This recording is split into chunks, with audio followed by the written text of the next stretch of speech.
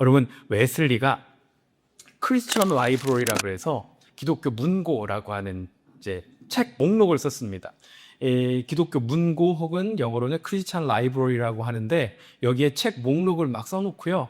그런 다음에 교회의 지도자가 될 사람들은 여기에 있는 책을 다 읽어야 된다. 평신도 지도자든 아니면 목회자들. 근데 웨슬리가 사역할 때 감리교단이 태동하기 전에는 웨슬리와 함께 복음을 듣고 하면서 대부분이 다 지도자들이 평신도 지도자들이었습니다. 그러니까 좀 쉽게 요즘 말로 하면 장로님 같은 분들이었는데 이분들이 설교도 하고 전도도 하고 교회 함께 섬기며 나아갈 때 이 책 목록은 여러분 좀 읽으면 좋겠습니다 라고 이렇게 제안을 했는데요.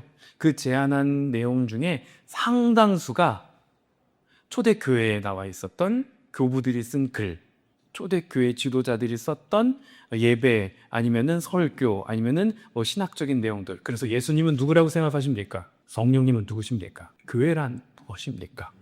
라고 하는 바른 내용과 정의와 신학들에 대해서 잘 정리해놓은 교부들의 글들을 웨슬리는 굉장히 많이 강조했었습니다. 그래서 웨슬리는 초대교회와 굉장히 많이 연결되어 있고 접속되어 있었던, 그래서 전통과 정통의 신앙과 신학 속에서 감리교 신앙과 신학을 태동시켰다라고 보셔도 틀림이 없을 겁니다. 먼저 여러분이 감리교의 핵심 교리를 공부할 건데, 감리교의 핵심 교리라고 할 때 교리가 뭘까라고 하는 거 먼저 생각해 보셔야 합니다. 보통 많은 사람들이 요즘에 교리에 갇힌 신앙, 교리는 나쁜 거, 교리는 우리를 가둬놓는 거라고 생각하고 이야기하는 경우가 참 많이 있는데 그렇지 않습니다. 교리의 본래 의미는 이런 겁니다. 감리교의 핵심 교리라고 할 때 교리는 가르칠 교회 이치 리자입니다. 이치를 분명하고 정확하게 알고 가르친다라고 하는 얘기입니다. 그러니까 여러분, 어떤 이치, 원리, 원칙, 규준,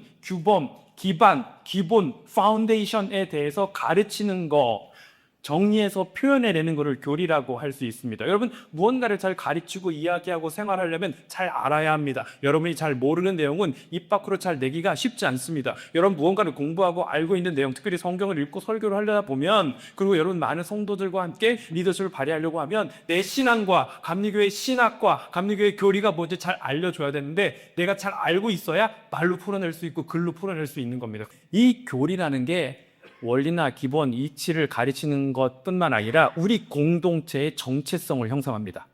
그렇지 않습니까? 우리 공동체가, 우리 패밀리가, 우리 교회가, 우리 감리교단이, 우리 집단이 믿고 있는, 기준으로 삼고 있는 바에 대해서 설명하니까 교리는 정체성을 형성합니다. 그렇지 않습니까? 우리 감리교회의 정체성을 형성하고 우리 교회의 정체성을 형성하고 더 넓어서는 기독교의 정체성을 형성하게 되는 겁니다.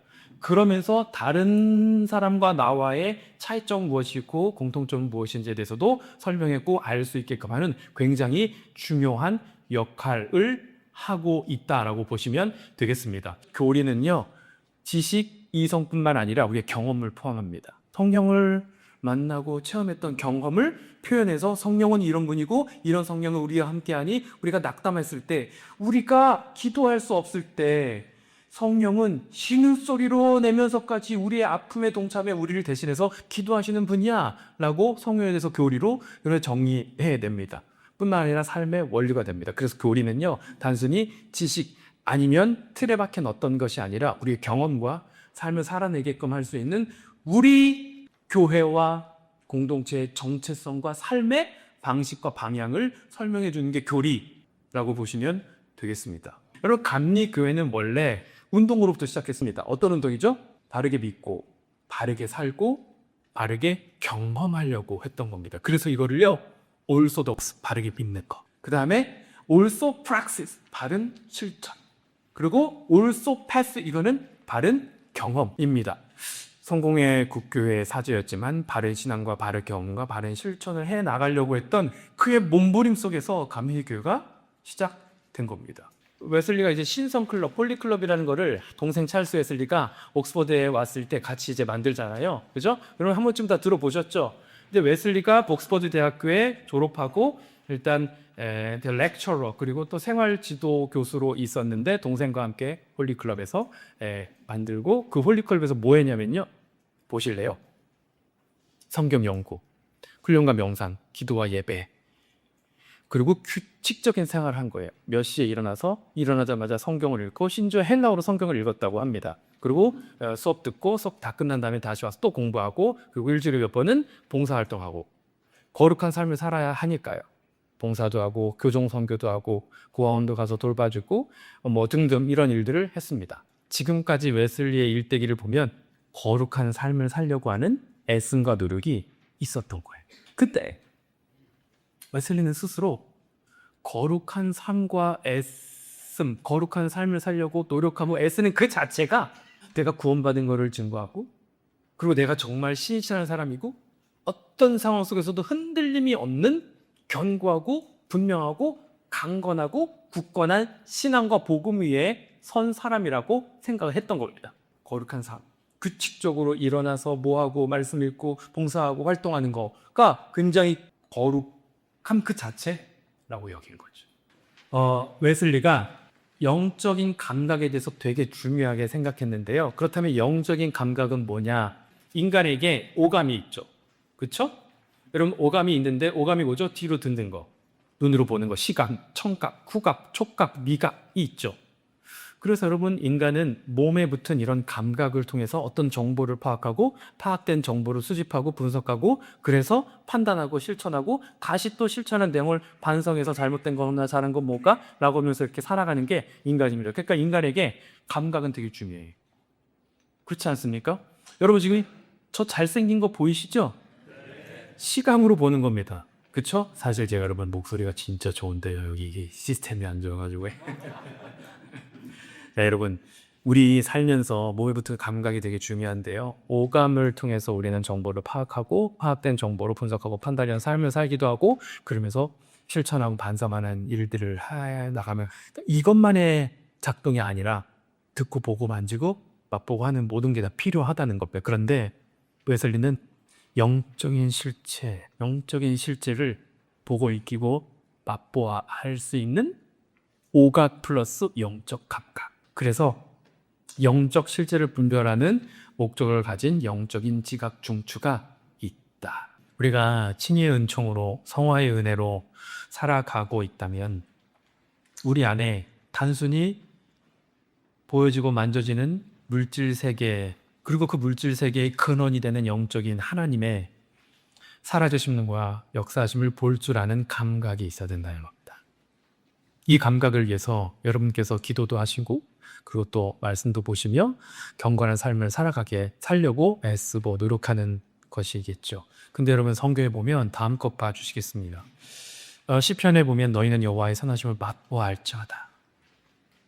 내 눈을 열어 주의 법에 기이한 것을 보게 해 주십시오.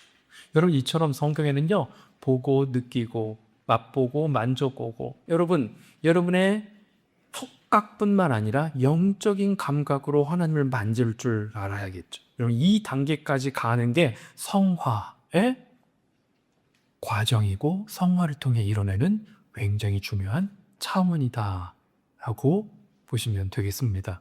아이를 키우다 보면 갓난아이가 처음에 태어나자마자 여러분, 아빠의 얼굴을 명확하게 알아볼까요? 못 알아볼까요? 못 알아봐요. 그죠? 음성도 제대로 못 알아봅니다.